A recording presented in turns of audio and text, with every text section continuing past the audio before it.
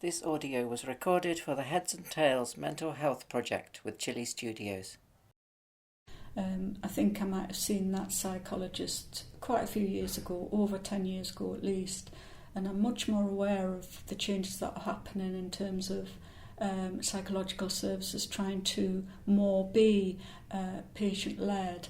But it doesn't always work because one of the problems of a mental health crisis or ongoing condition is that you may struggle to find your voice. So I think Heads and Tails is important for that reason, because it's helping people find their voice to be able to speak their truth about their experience and what's happening with them.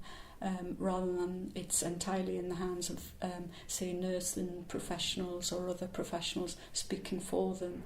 So in the case notes from the logbooks, the nurse's viewpoint is dominant. Women themselves don't get to speak. So in a way, when I wrote my poems, I was trying to respond and voice what I felt was embedded there.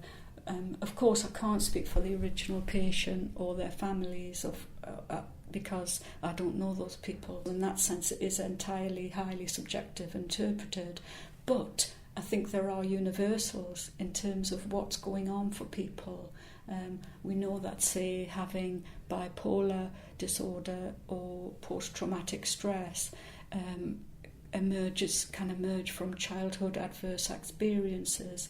And in the poem Mania and Melancholia, I was very aware that this young woman who'd been committed had had a baby, but they didn't know when exactly or where, what the circumstances were that she had that baby. So in a way, I felt that brought a very strong response out of me to try and give some voice to that, not for her as an individual necessarily, because I didn't know her, but in terms of universals, what happens to people when they're younger can adversely affect how they are when they're older. And I wanted to bring that 21st century understanding back to that time 100 years ago.